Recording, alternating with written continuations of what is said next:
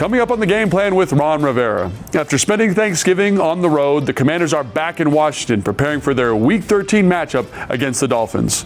Coach and I break down some of the team's top moments of 2023 and discuss how the team is using their downtime to gear up for the remainder of the season.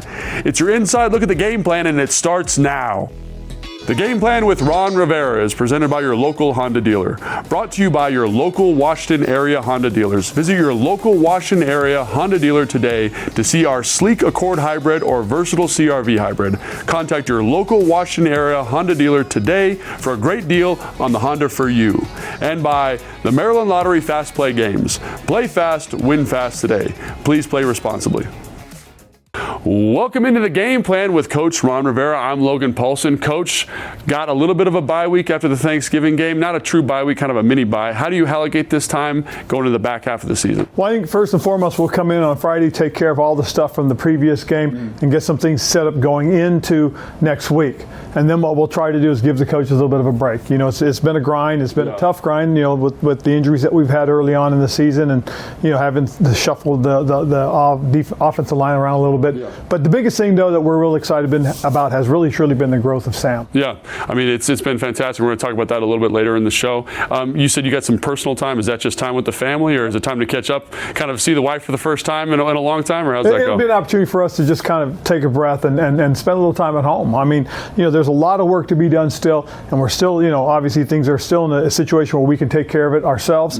And so our guys really are going to stay focused really on just preparing for the next week. And does this kind of little break change, knowing you've got Miami, then you've got a real bye week? Does it change the process at all, or is it? No, not really, because again, the biggest thing is just making sure the work is being done, and that's the most important thing. Absolutely. And then, so talking about, you know, defensive side of the football real quick, you know, kind of looking at the season in retrospect, I think guys that are kind of playing better football right now are John Allen and Daron Payne. Talk to me about where they're at and what you've seen from them in the last couple of weeks. The biggest thing, you know, we've seen from them was, you know, these guys are now commanding doubles. You know, again, they're paying a little more attention to them. We saw it last week against the Giants, and really what it did, it opened some things up on the outside. Then as soon as our young guys started getting outfield, now all of a sudden they can't quite spend as much time with the two big guys, and guess what they started doing? They started getting involved in the sack attack. So they had a good day as well, and they're continuing to be the type of guys that really help set the tone for the rest of us. Absolutely. Another guy that continues to set the tone each and every week, and is a guy that is maybe the offensive player of the year, is Brian Robinson. Has he met your expectation? Has he exceeded expectation? He has met our expectations, and he's starting to exceed them. He really has, because again, one thing that everybody understands, this is a new offense, completely new, from the verbiage to the execution that's demanded of them, to the concepts that are being used in the run game and the throwing game. So it's a little bit different. They've had to learn a lot, and we're starting to see it come together. As the quarterback develops, as everybody understands, and they develop within the scheme, together they're starting to show us what we're capable as an offense. Yeah, it's so fun to watch those young guys develop, and we're going to talk about Sam right now. Here's a look at our guy, Sam Howell, the young airwolf, the guy that everyone's ecstatic about. Every single week, he seems to be making those big-time throws, making a case for himself to be the quarterback in 2024. Let's fire up the film room, presented by the Maryland Lottery Fast Play Games. Play fast, win fast today. Please play responsibly. All right, Coach, let's talk about this guy. And, you know, like, there's a lot of positive things about this team, right? But to me, the most positive thing, week in and week out, is this young guy right here, and just the growth he's had each and every week, And one of the things that he just can seem to make every single throw whenever you want it. And we got a little, what I would call Miami concept. We just talked about it. You guys put a little salt on it with this swirl here. But that's the concept.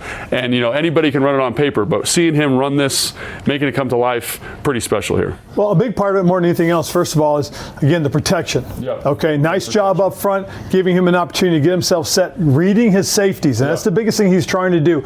And what he's looking for, and he knows the route combination that Terry's going to work to get between the safeties. Okay, so as he's driving downfield, he's looking at the safety. As soon as he sees that safety, turn his hips, okay, to the outside.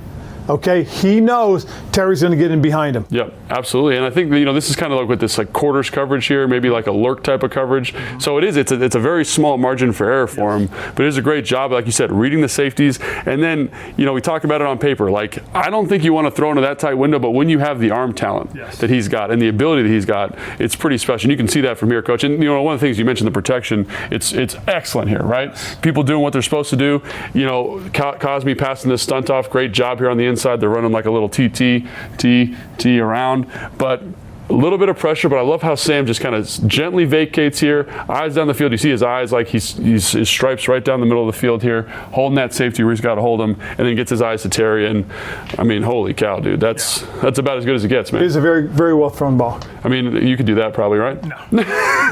All those linebacker shoulders, man, not quite what it used to be, huh? Definitely not. And then this one, again, like I think it's very unique to have a young guy who can do this at a high level and have these big time throws, Coach. And I think the big part, again, credit goes to Terry. Good job winning at the line of scrimmage and then pushing vertical. Yeah. Now, what that does for him is, again, Sam now knows that Terry's got to step. Yeah. So what he has to do is he's got to put it where only Terry can catch it, and that's to the sidelines. We call the red line. Yeah, and one of the things I think that's also important about this is like Terry does win here, but also understanding the coverage, right? Understanding that you have this man-to-man coverage here, and that I have an isolation route with my best player here, and maximizing that matchup. And so it's kind of the evolution, not only physically, Coach, but what you see from him mentally. Absolutely. And again, understanding that where do I want to go? Well, I like the matchup. I like the fact that, again, it's a single high safety. Yeah. So I got to throw it away from the single high, which he does, and throws it to the sidelines again, just to where only Terry can make the play. And great play by Terry. And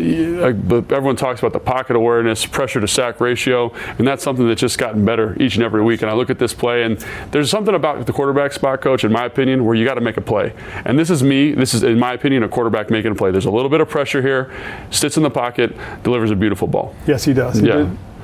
Great to see that, man. Great to see that young guy making that play. And then, so we talked about kind of identifying coverages. To me, this is like the varsity level, right? Because what this looks like, I don't know, maybe 0 to me, something like that. We got matched up here, and usually that means they're going to bring a little bit of heat. He checks the protection. It's great to see him get that kind of responsibility. Very much so. And again, he's understanding and learning, and he's seeing the whole picture. Early on, he would focus really on what he had to do, and that was, hey, I had to read this or read that. I had to see this combination over here. But now you see him, his whole scope is wider. He checks the protection. He communicates to his receivers, and then he goes at it. And you said something like when we watched this play earlier, like this is a heck of a football too, right? I just was thinking about last year, the guys playing the quarterback spot around the league, and you don't see these throws every week. And I feel very blessed now to be covering a guy who can make these throws every single week. Well, the thing I like about him more than anything else is just how nonchalant he is.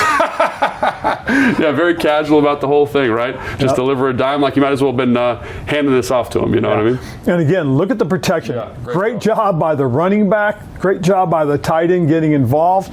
And again, there it is. There's the opportunity to set your feet and then deliver a well-thrown ball. Yeah, right in the basket there. Excellent job. And maybe, Coach, this is maybe my favorite throw of the year, right? It's late in the game. Got to make a play. Protection. We can talk about the protection all day. Great job here holding the pocket. And this throw is about as good as you're going to see from anybody.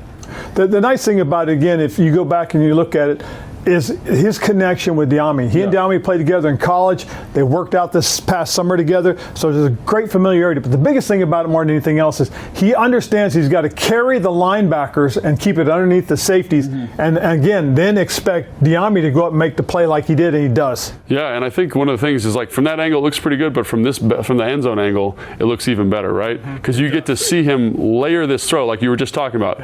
Over the top, right? In between, like that's about as tight a window, and like you mentioned, trusting your guy, Diami, to make that play.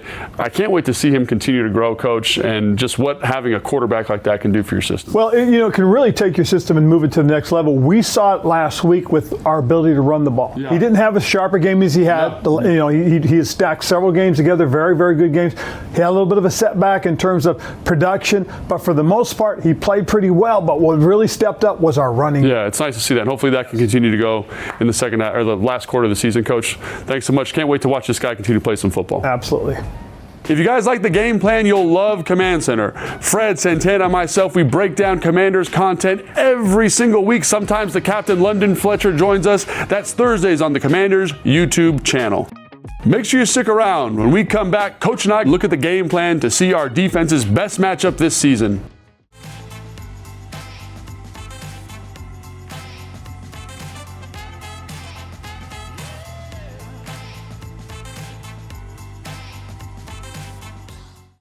Welcome back to the Game Plan with Ron Rivera. It's time for the Rivera Review, presented by DC Prime, Loudoun's premier steakhouse. For dinner reservations or private dining, call 703-840-2099.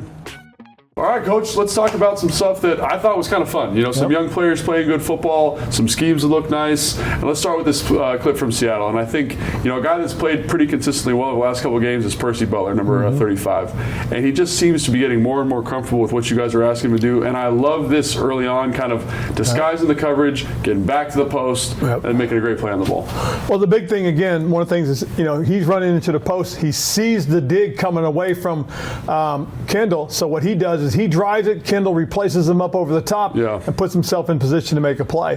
And again, I will tell you this, one thing he will learn through experience is that if he times this, he can undercut this and intercept this ball. Because look, he's in his hip. Yeah, I mean, it's a great play by him, and I think that's one of the things with him is like each and every week seems to get a little bit better. But if you look at the rest of that picture, Coach, I love how everybody's kind of doing what they're supposed to do, you know, in the secondary. No, they really are. And again, you know, your example being, again, Kendall is in a chase position. He's in a good tailpipe position, but because he breaks away right here, Kendall knows with Percy in his situation, as soon as he sees Percy start to drive down, Kendall gets up over the top just in case. And when that defense is communicating and guys doing what they're supposed to do, that's how it looks, man. There's not a lot of air, not a lot of space. Very pure right there. For them to kind of make those plays. And this is one of those plays, man, where you're going through and you're like, man, everybody's doing something that's pretty cool. And, you know, you start with the rush, you go to the coverage, and like you can literally circle everybody in this clip and be like, man, that's pretty good football. We're just playing single man here, and for the most part, everybody's got outside leverage, trying to funnel everybody back inside to the post safety, and again, trying to get after the quarterback. Now what happens is, because the back check releases, we know that his protection is going away. So what Jamin does is he holds the hoe after a second or two, and he sees that the quarterback is set and there's nobody crossing. Now he can go ahead and drive the quarterback. Kind of like a delayed green dog a little bit. For the most part, it is.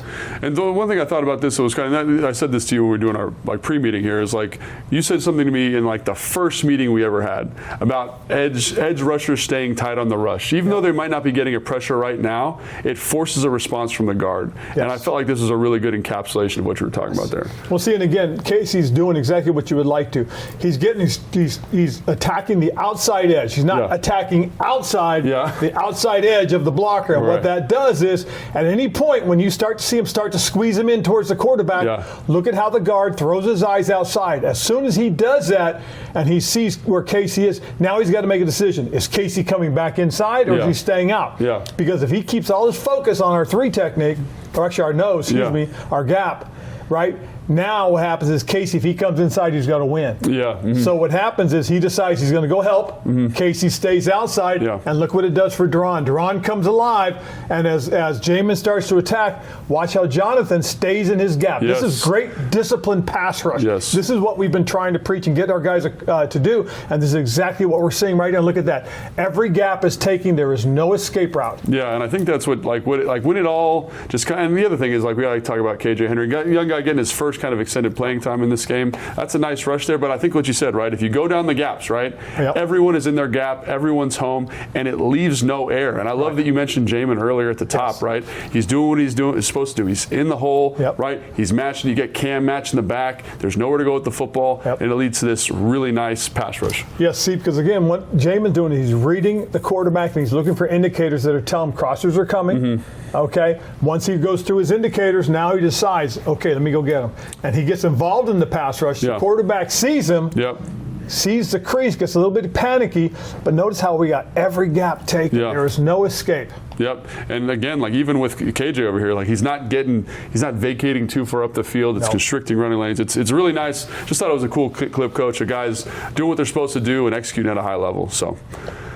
And then obviously this one I think is a lot of fun too, to see your young guy, number 13, doing well here, because this is a tough look for me. Like when I'm saying like if I'm an offense here, this is exactly what we want. Yep. Heavy play action, get a one-on-one, guy with outside leverage on an in-breaking route. The whole players are up in the line of scrimmage. There's a lot of grass here, Coach. I think he does a great job. Yes, and thing I really like what he does more so than anything else is he's patient before he makes his cut. He doesn't jump completely inside. Yeah. He gets in a good trail position. He's reading the receiver's release, and again, now he's working back underneath.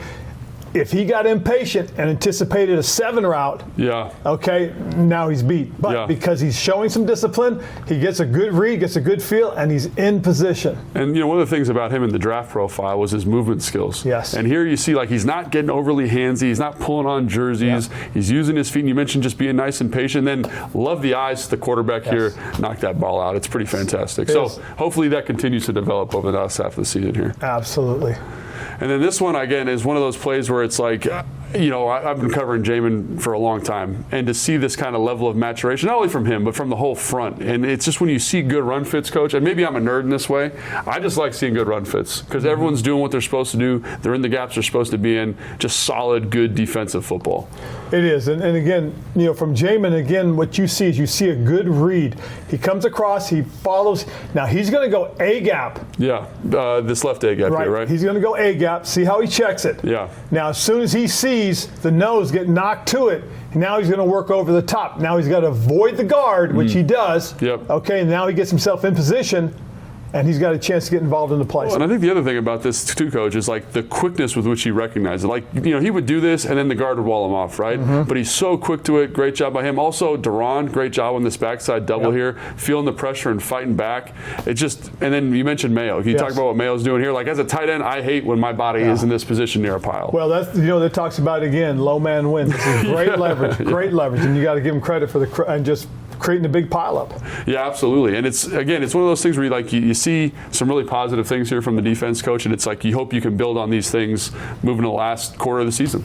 You really do, just because of the guys that are playing right now. Yeah. You've got a lot of young guys trying to contribute and learn and grow and help us get better as a football team, because if you look at this picture right here, you got a lot of young guys showing up. Yeah, a lot of young guys, a lot of guys playing physical football and just about getting them to do it all the time, right, Coach? Yep. Coach, thank you so much. All right.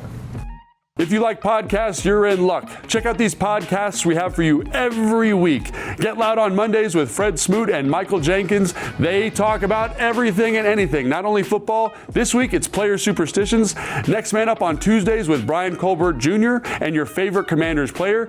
This week, it's Upstart. KJ Henry, man, he had a great game against the New York Giants. Command Center on Wednesdays and Fridays with me, Santana, and Fred. That's your Commander-centric show. 24/7 Commanders content. It's awesome.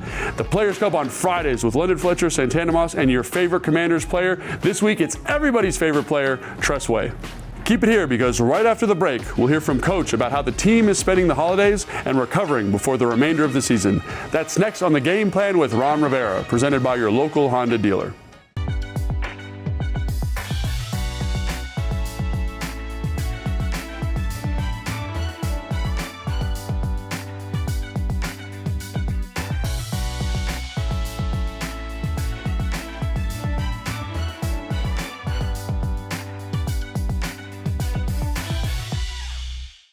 Welcome back. It's time for some healthy competition presented by Ortho Virginia, official orthopedic and sports medicine partner of the Washington Commanders. Here's a look at the upcoming opponents for the Commanders this season. Sunday, December 3rd, we got the Miami Dolphins up here at home at 1 o'clock. Hopefully it's cold, man. Hopefully it chills out that red-hot Miami offense. We got a bye, then we go to L.A., sunny Los Angeles, see the Fighting Matthew Staffords, and then we go up to New York. Hopefully it's sunny up there, man. Get that MetLife game the way it should be. It's time for your ticket to a dub, presented by SeatGeek, the official primary ticketing partner of the Washington Commanders. Let's hear from my Command Center guys.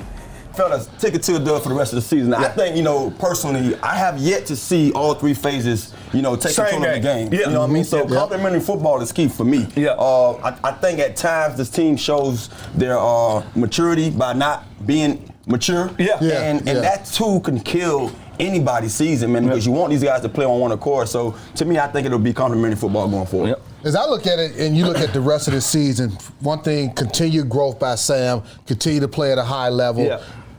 A little bit more balanced, running the football. B-Rob, he's been outstanding. We got running backs to make plays, but eventually we have to stop giving up the explosive plays defensively. If we can get our defense to play, let's say top 10, if they can get up to the top 10 for the rest of the season, I think we'll win a lot more games. We need our stars to be stars. Let's just be honest. We need John Allen. We need Payne. We need them to start to take over games and affect games. At the end of the day, we also need them to play as a team, have each other's back. That's something that we always did on our defenses. We got each other back. I need them to talk. I know I'm a talker. I love to talk. But it's so important in football when you communicate and watch each other back. And I ain't been feeling that for the first 10 games of the season. And I think for the last 6, I think they need to really focus on communication. One of the things, too, I can say, too, man, it comes to a point in the season where you get one of those closed doors. You get you got 2 closed doors in time with London.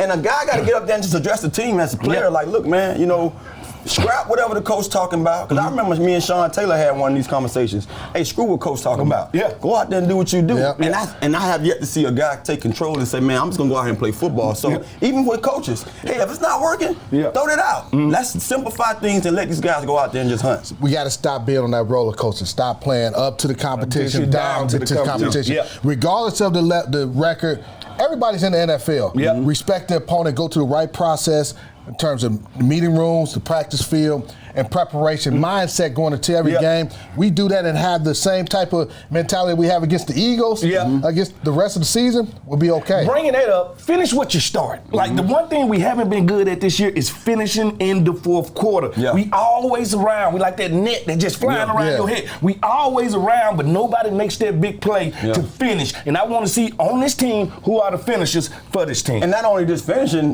don't wait so long to finish. Take advantage of it now. You can go out there with a lead. You can go out there and take a fourth quarter to lead by 30. I mean, just give us a chance to be in the game and be happy that we're not just in the game. We're actually taking advantage of opportunities that has been given to us, that has been presented, and we're taking advantage of what we got instead of just saying, hey, we're going to sit around, make this thing tight, and then we're going to put you on the edge of your seats come fourth quarter. Yeah, so those are the things that we've given you as the keys to a ticket to a dubs the rest of the season. Those guys do that, there will be a lot more dubs for this team. We want doubles. All right, Coach, coming out of this break, 5 games left. What is the thing you want to see from the offensive side and defense side of football, from the team in general, let's say? Again, you know, the mentality will always be take it one game at a time, but as we go through as a continuing growth and development of our football team, there's a good group of young guys that are playing a lot of football for us right now, and we want to see them continue to take these strides that they've been making, you know. And again, we always talk about Sam, but there's some other guys, some other young guys that have really had some opportunities, that have really shown us what they're capable of. Percy Butler's done a really, really nice job. Quan Martin is starting to get more and more playing time. Yes, and he's a guy that's been pretty dynamic every time he's gotten an opportunity. KJ Henry, Andre Jones, some young rush-ins that are starting to get chances a little bit more.